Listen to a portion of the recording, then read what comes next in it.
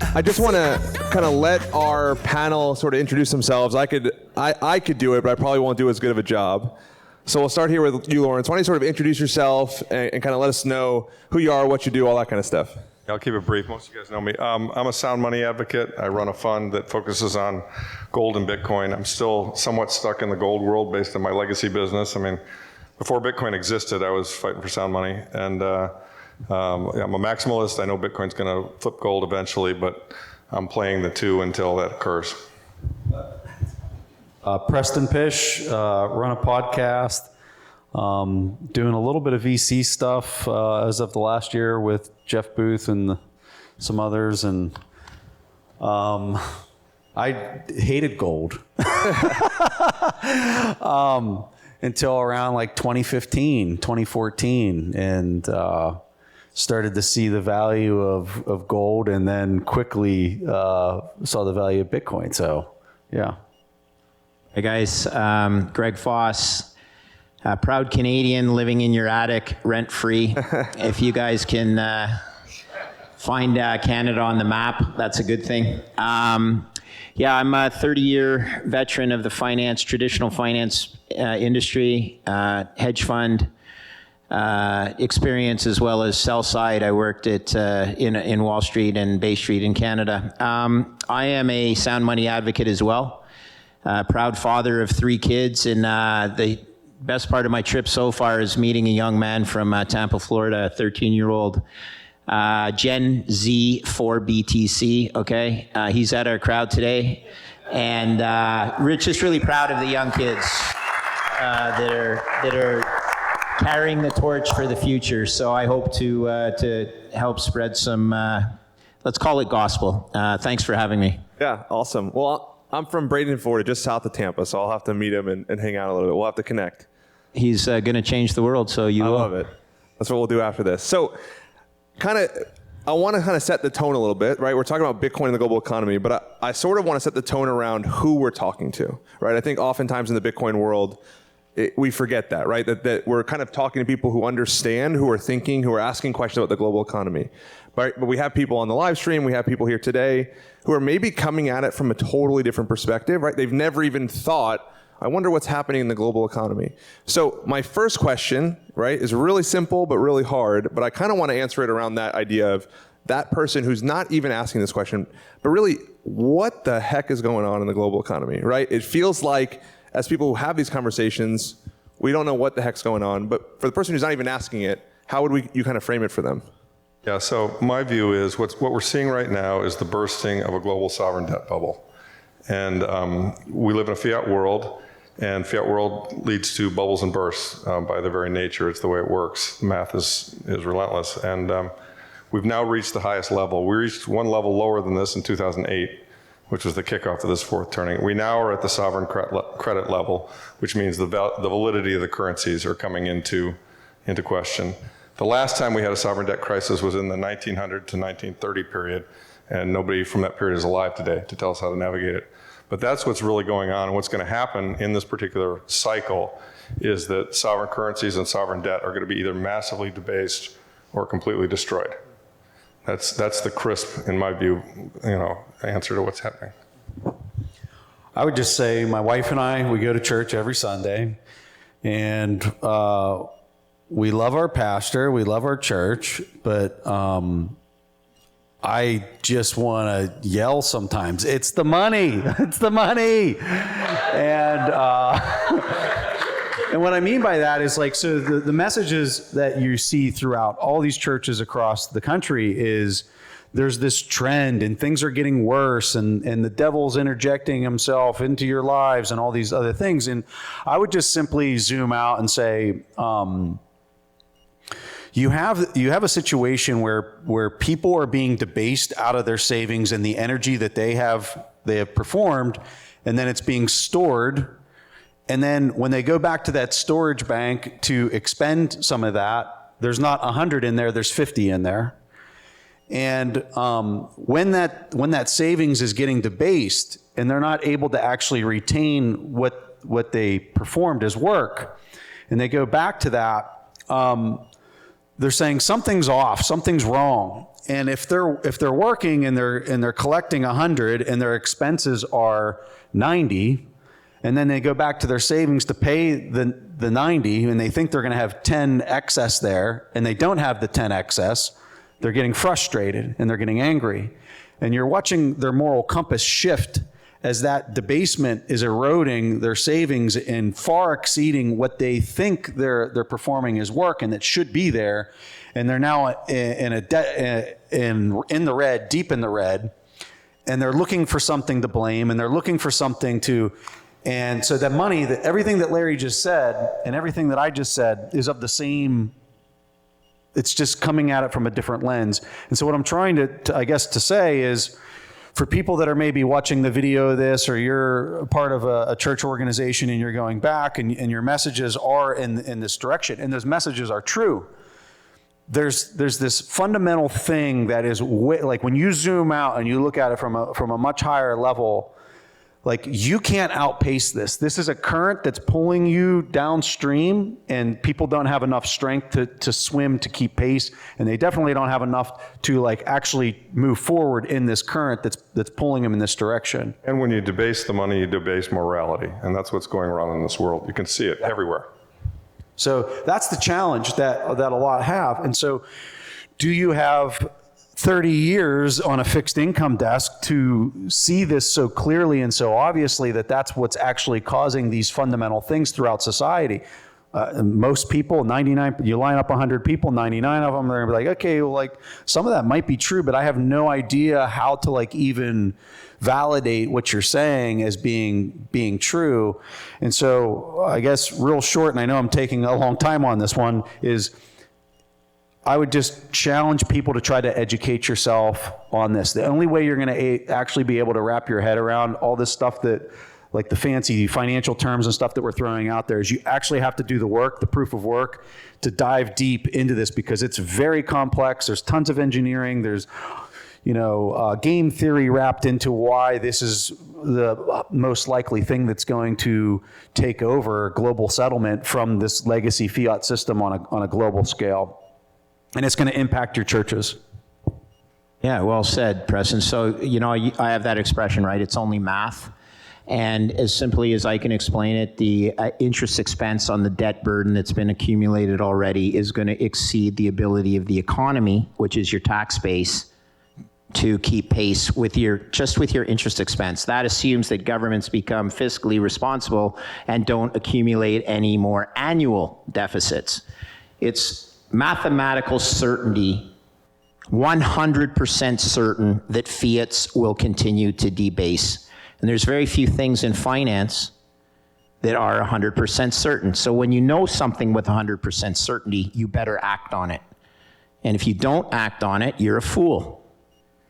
And there's lots of fools in legacy finance because they don't want to believe the mathematics, but it's pretty simple math. So I'm spiritual. I'm not that religious. I really think, though, there's a link between Bitcoin and spirituality, religion. I'm very honored to be here. I'm going to tell you a quick story about when I went to the Vatican. Believe it or not. So I go to the Vatican with my buddy. We're traveling around Europe, and there's nobody there. Absolutely nobody there. And we decide we're going to have a barbecue in the Vatican. And so my buddy sets up his hibachi, and we're grilling burgers in the Vatican, and all of a sudden we hear, and we turn around, and it's the Pope. And I'm like, oh my God, it's the Pope. And I run behind a bush. And my buddy froze, and the Pope came up to my buddy, and he goes, and turns around and leaves. And I run up to my buddy, and I go, I can't believe it. We're in the Vatican having a barbecue, and all the Pope did is give you the sign of the cross. And the Pope, and my buddy looks at me, he goes, no, he didn't give me the sign of the cross. He says, you, the barbecue, the idiot behind the bush, get the heck out of here. So that's my religious joke for the... I love it. I mean, like, we should stop there, I feel like, right? Ta-da-ta. So this question isn't in my notes, but just from the conversations I've had, right? I'm on a leadership team for a church, right? It feels like there's a sense where some of the pastors in the room, they feel like something's off, but like they can't put their finger on it. but there's a part of me, like there's a marketer in me that kind of wants put my thumb in the wound a little bit so that they really feel it. What do you think some of those signs are that they're maybe feeling or sensing? Yeah, and so, I have 3 kids, I mentioned that. Each one of them, to a person, realized there was something wrong with the government awarding them money in their bank accounts to stay home because of the recent COVID crisis.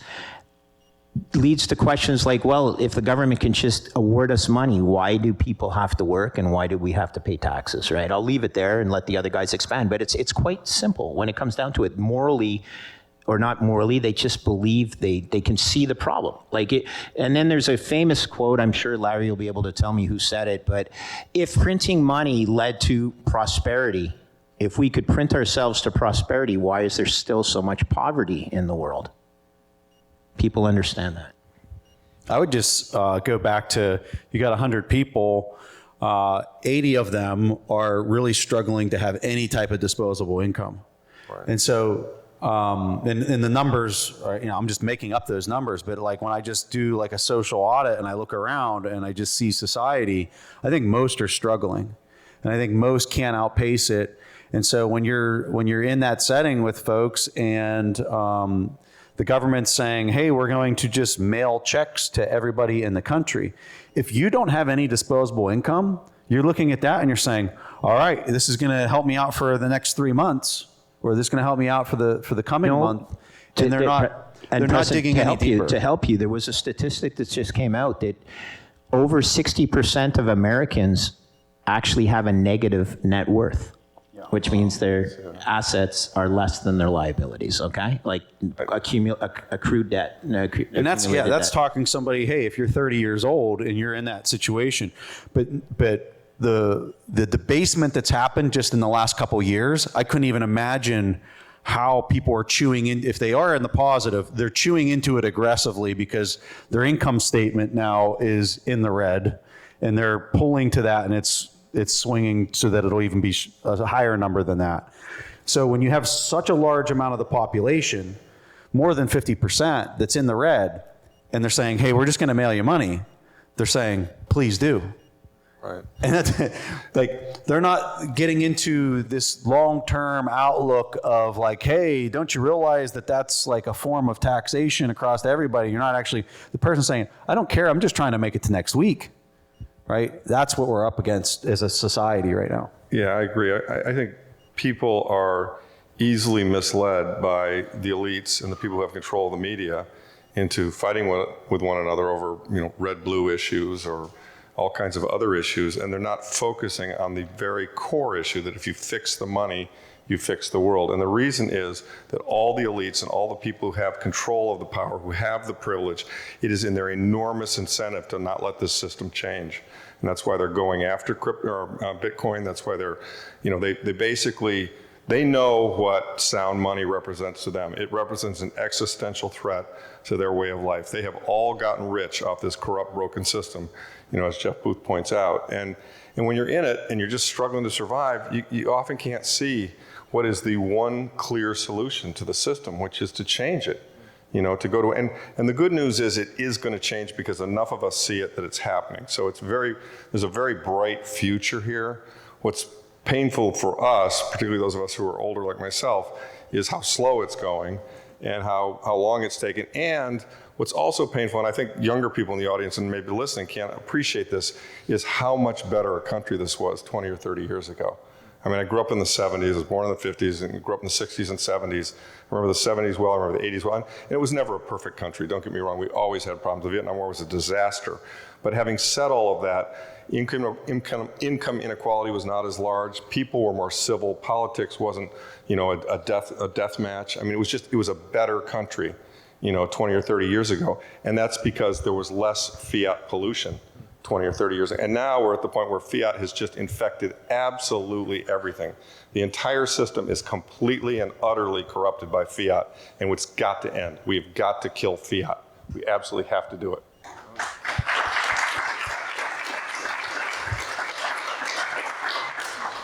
So you said this line, this idea that we share a lot in the Bitcoin world, like fix the money, fix the world. if we were to put a spin on that a little bit for people to really understand, like, what do we, it just sounds sort of high and lofty to people maybe removed from Bitcoin. How could fixing the money find its way into fixing some of those things that we're interacting with? I would just say the money is a communication layer for all price signals. So like, I'm sure people have heard the scenario of like, hey, a storm comes in and all the generator prices go super astronomical high because the power was wiped out. And when you're talking about a free and open market, like the person who worked the hardest in that town should, unfortunately, for people that can't afford it, should be the person who should be able to have access to that generator because they've retained and worked the hardest. But when you're working with a system of energy and savings that is corrupt, where I printed a bunch of money and I went over to that person and I made them the wealthiest person in town without them actually doing all the work, that's a completely different system than some free and open market that's able to communicate free and open price signals within that space. So when you look at money itself and you look at what's happening, Bitcoin is a way, it's a protocol, it's a language between all participants in the world to communicate in a way that can't be intercepted and changed. Like if I just started speaking Japanese right now, which I can't do, there would be nobody in here that would understand a message that maybe I was trying to relay. And what we're seeing in the money is it's almost as if they're swapping into different languages in order to, and there's only a select few people that actually have the decoder to intercept and understand the message, where everybody else is just flapping in the wind. Money is a form of communication. Bitcoin is providing this way that you can't change it. Everybody can tap into it if they want to. And there's nobody that's ever going to be able to change that settlement. Like if you have one Bitcoin, I can't take it from you. And it's always going to mean the same thing in the future because everybody participating in that network is incentivized to make sure that you can't change it and that it's always going to have that same way to communicate. So Preston and I are both engineers. When you start studying engineering or thermodynamics, the first law of thermodynamics is the law of conservation of energy. Energy can neither be created nor destroyed. And I like to think of Bitcoin as digital energy, proof of work energy. It's something that resonates with me. And so the law of conservation of energy is near and dear to my heart.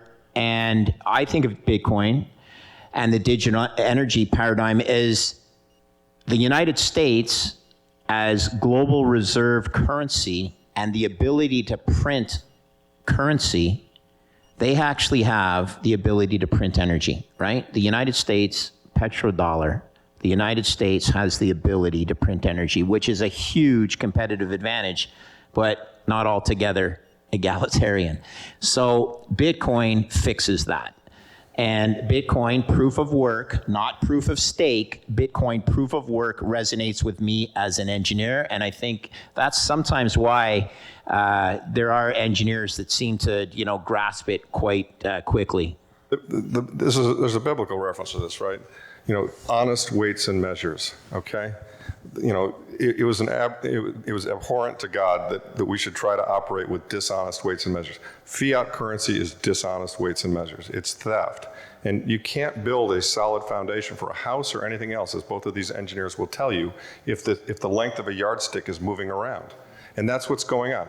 The people in control are moving the length of the yardstick around. They're giving the free money to the Goldman Sachses of the world, who then buy the politicians, who then set up the system that benefits them at the expense of everybody else. And all the productivity that Jeff Booth so beautifully lays out in his book that should have made us all much wealthier than we are, much more comfortable we are. We look at the technology we have today versus 1970.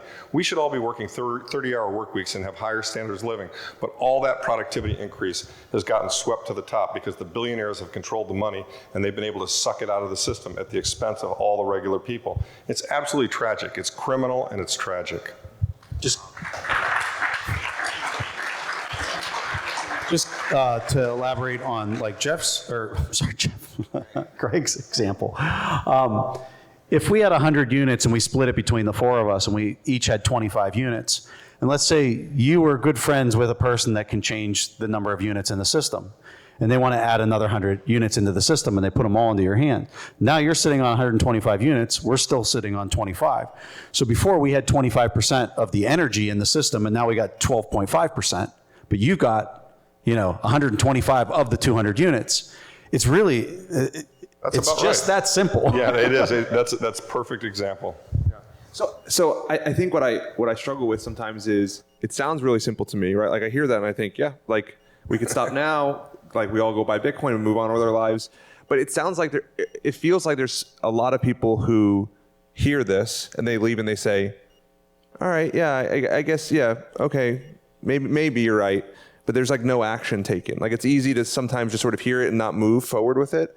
How do you feel like we bridge the gap with, maybe a church leader or a finance team kind of going further with just not like a lot of people will agree, yeah, things are not great, but like I'm doing okay. I feel it a little bit, but it'll get better. And how do you bridge? Two things. One, the word is going to spread. Two, gasoline's going to go to $20 a gallon. Okay? And the pain, you think you've seen pain thus far? We're just getting started. It's going to get a lot worse. And at that point, there's going to be more screaming and more yelling and maybe more listening. I mean, when Bitcoin hits $150,000 a coin, which it will, when gold hits $3,000 or $4,000 an ounce, which it will, people are going to start to question. They're going to look at it and they're going to say, this is a sovereign debt crisis. It's just like everything that's happened in any other country that's been mismanaged. Venezuela, Zimbabwe, Weimar Germany, you name it. And they say, the problem, it's obvious. The problem is the goddamn money. It's obvious. And that's what's going to happen. That's going to be the tipping point, okay? But we're not there yet. We're close. We're skating on it. Did you guys notice that Lawrence swore before I did? What did he say? I didn't hear. He said you swore before he did. Oh, my bad. You win the bet. I know it's a Christian group. I'm sorry. No. He swears because he cares. Thanks, Greg. As much as I want to give you an answer to that question, I agree with Larry. I think it's pain. I think unfortunately it's pain because, you can sit down and you can tell a person that these are all the reasons why, and you can explain it in nitty gritty detail. But if they're not mentally and just intellectually there to make the leap that, oh, maybe it is the money and maybe it's not just this policy that the politicians or this party or that party are implementing, because that's where most people are at. If they're still in that mindset looking for the blame as opposed to what's something that we can actually engineer to create a better world and something that's more fair, the only thing that I know of that can actually get a person there is just pain. It's almost like raising your kids. Like you can show them all the things of how to live a bountiful life and happiness, but you cannot control what they actually do every second of the day, nor would you want to. And you can tell them the stove is incredibly hot and they shouldn't touch it, and it's a really bad idea, but guess what? They'll figure it out. Oh, yeah. That's right. Not much to add. I'll just say that, I'm a huge fan of this young man, Obi, who's creating a platform called Fediment. And one of the eye-opening experiences for me at this conference was how Fediment is going to work into the system of churches and pastors and whatnot, and the community of the religious community. And while I am spiritual, put me down for. I love that type of community that sees honesty and truth and hope in a system that is not biased. A system that is absolutely egalitarian. Everybody has the same opportunity to buy Bitcoin as the elitists, and you might not have the money, but if you work hard, I'm confident that you will gain some store of value and exposure to store of value that will reward you, and most importantly, for an old guy like me, my children, right? So that's how I look at it. I have one thing that I think would be important for this audience, which is, so you have a lot of different churches, nonprofits that are in a growth mode where they're retaining more on their balance sheet, and then you have some that are kind of actually dwindling down. And I would say that if you are in the latter category, Bitcoin could actually introduce volatility and actually more trouble for that type of organization. But if you're an organization that's actually growing and you're actually able to retain your balance sheet, I would strongly encourage them to try to understand it intellectually, to make sure that you can live through the 70% volatility that's there, but you're going to be hard pressed to find any type of savings technology that's going to preserve those retained, I'm calling them retained earnings, and I know on the nonprofit side it's not called that, it's called something else, but it's retained earnings, savings, right?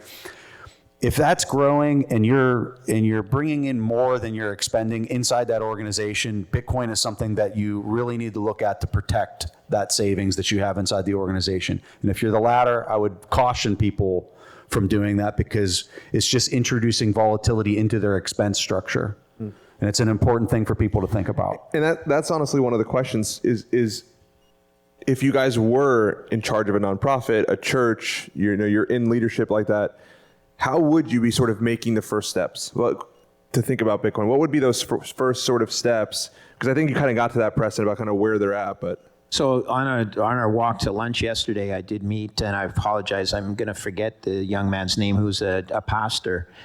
It's close. Anyway, I believe, no, perhaps he wasn't a pastor, but he's deeply religious, was here. I was walking with two pastors. He mentioned that he's in charge of a allocator for nonprofit that is, he convinced them to invest in Bitcoin. And he came up with a strategy that I thought was quite remarkable, even in my business, trying to convince investment policy committees to take exposure to Bitcoin. He said he convinced his investment policy committee to make an allocation to Bitcoin. Let's pick a number, 6%. I think that's the number he used. They decided they were going to invest 3% immediately and hodl for 4 years. And the other 3% they were going to rebalance. Meaning, if the price of Bitcoin went up, they would sell it down in their portfolio and keep it at 3%. But if the price of Bitcoin went down, that 3% would get built up at a lower price. And that's actually quite remarkable because it's worked in a down market for Bitcoin. They did start investing, unfortunately, near the top, but now their average cost on the 3% that they can rebalance has come down towards right near current market prices because they were able to buy some lower. And I thought that was a remarkably smart policy decision on behalf of a nonprofit that I haven't even seen in the real world of Bitcoin allocation.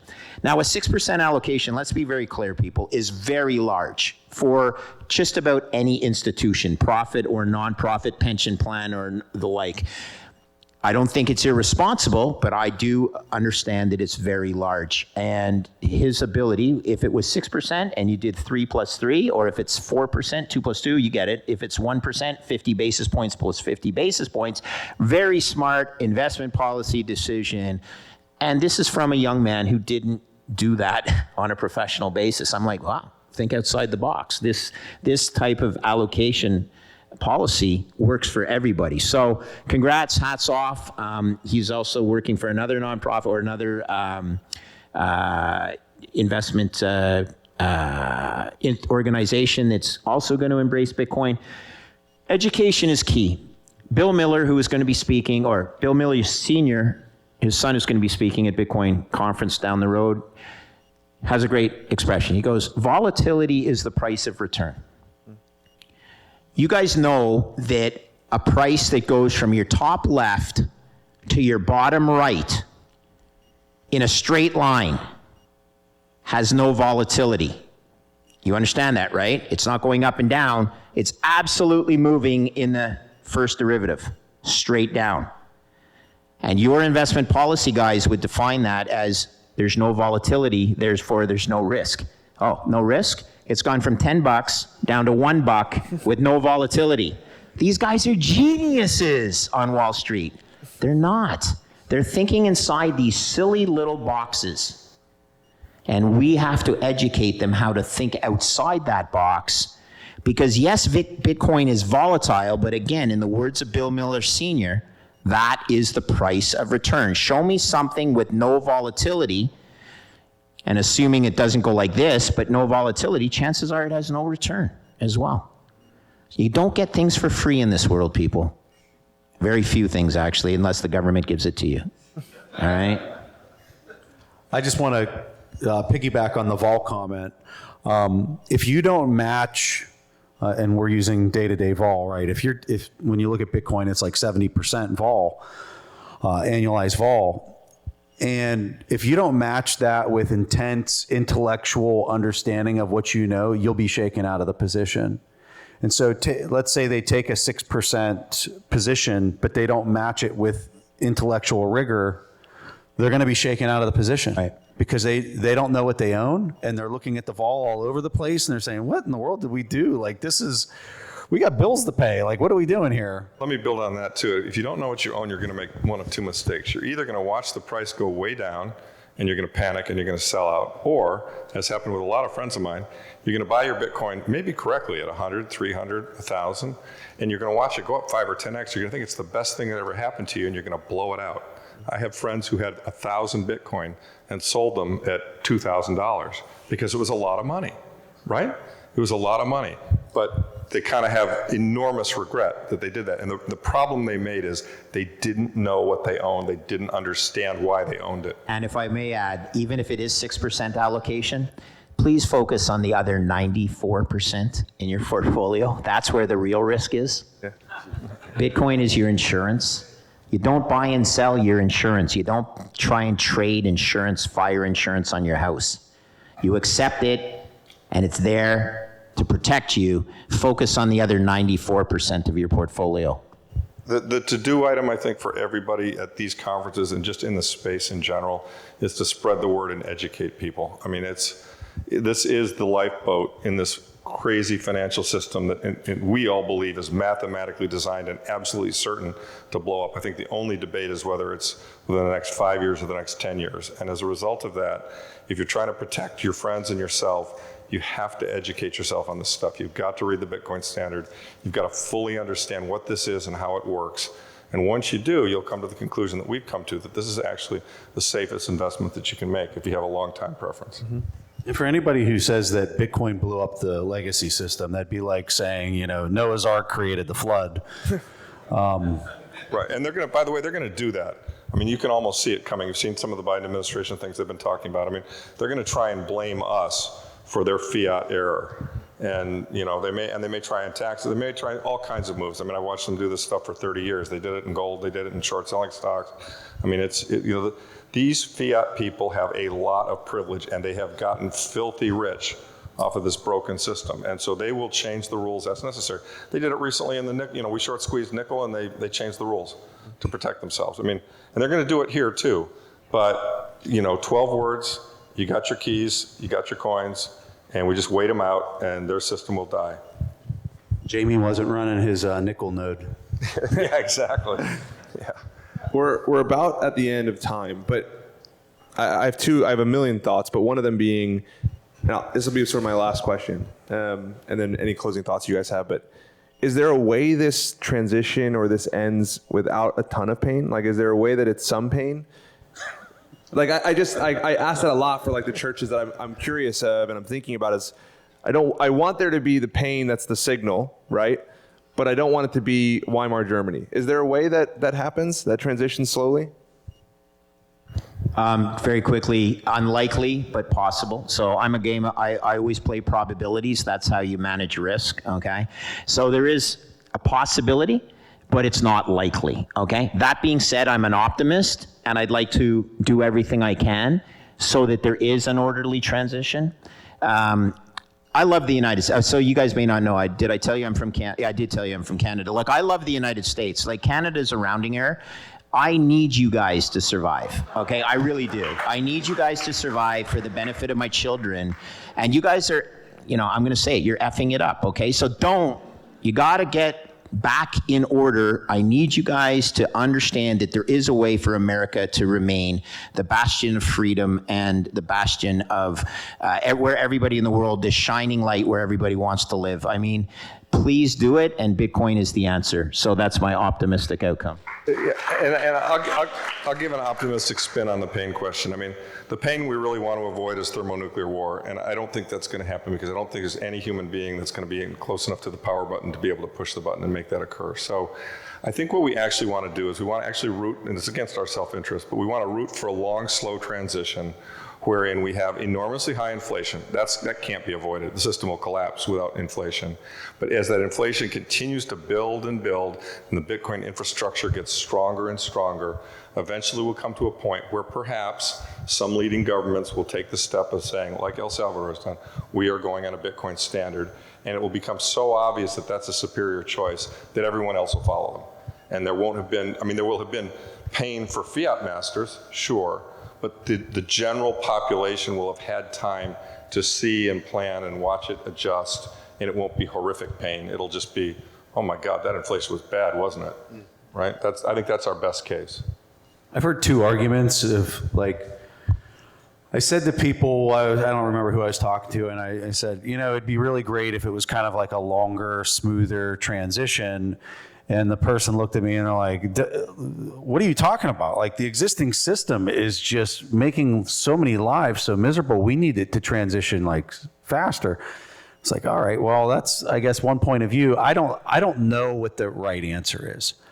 I'm very much in the way that you just described it, Greg, was just, it's a probability. I can't predict where this is going. I am a huge optimist in the world. And I think the number one thing we can do to bridge that transition so that it's the least painful for everybody is education. People have to be knowledgeable. People have to understand what it is. And to transmit that knowledge to other people, you have to have compassion for other people. You can't, you know, beat them up because they're just not ready. Their focus in life is in something else. They're an expert in something else. We're, you know, I don't know if I'd call myself an expert, but you guys have spent a ton of time in finance. You guys understand this. It's just inherent. It's natural, right? And we just, as a community, have to have empathy for other people to try to meet them where they're at. And Alex Gladstein does a great job talking about, like, meeting people where they're at and trying to educate them and having compassion, having patience, all these words that we all know, but doing them in practice. I'm just as guilty as the next of not doing what I'm talking about right now. Yeah. And it's hard. Yeah, the have fun staying poor doesn't help our cause. I mean, we should always, and I always try, I mean, you know, I get mad at some of the people, especially when they attack it, but in general, if somebody's somewhat open-minded, I'll try to win the argument. I mean, I say this is, you know, unlike all crypto, this is an incredibly important technological development. We developed immutable digital scarcity. This is the only commodity in the world that doesn't respond to price. There's not going to be any more of it, ever. And that's really hard to get your head around. It's really hard to wrap your head around that fact because it means it's a deflationary currency, which we've never seen before. And so, you know, understanding that, I think, is the key to getting people to be where we want. I said earlier we wanted a long, slow transition. Having said that, we've got two engineers sitting here, and they'll tell you about how phase transitions occur. You know, at 31 degrees, water is ice. You know, at 36 degrees, you know, it's water. And there is a non-zero probability that at some point they lose control of it and you know, and it's all over, and it does look like Weimar. I mean, that's definitely not a zero probability event. That's probably, in my mind, that's probably a 20 or 30% probability event. And an event like that is an effective debt jubilee for anybody who was up to their eyeballs in debt. And it would be incredibly painful, but let me say this, having studied hyperinflations, I mean, they're horrible. They're absolutely horrible, but they actually end pretty quickly. And in Germany's case, they went to land and then gold. When you reset the money, if you didn't have a war where a lot of people got killed, if it's just that the money failed, you know, all the people are still there, all the plants are still there, all the agriculture is still, everything's still there. What happens is the people who have the old money are poor. Everybody's kind of poor for a while. You go to a sound money and you rebuild. And it's amazing how quickly you can rebuild. I mean, post-World War II, you know, there was basically hyperinflation in Japan. Their currency was worthless. Same thing in Germany. You know, 5 years later, I mean, look at what kind of economic powers they ultimately became. So you can recover from one of these events, and we will. But going through the events, you know, it's not going to be any fun for anybody in this world. It's going to be horrible. Last fun thing, sorry. Yeah. When we look at it and we model it out and we say, well, it's an array of probabilities, the only thing that actually matters is what you can control as an individual. And that's why I'm bringing up the education piece again, is because if we focus on education and compassion and having the persistence to keep saying it, that's where I get frustrated. It's like, I feel like I said this 100 times. I'm frustrated with you. Have fun staying poor, right? Like that's where it comes from, is like the energy required to keep educating and keep saying things over and over again can be very frustrating for folks. Shooting bullets at you, right? Yes. But the only way that we're going to pull the curve to the left, or whatever angle we got the audience there, the only way we're able to pull that in the direction so that it's the most desirable for all the participants is to individually, everybody in here, to try to educate and help others learn so that it's the least painful. You got one last thing? Just thank you for being here to learn. Yeah. I mean, that's what it is. It's education. You know, one person goes out and orange pills one other person, and all of a sudden it starts a movement. Well Exactly done. right. Yeah. Well, hey, thank you guys for your time. Thank you. Why don't we give them a round of applause?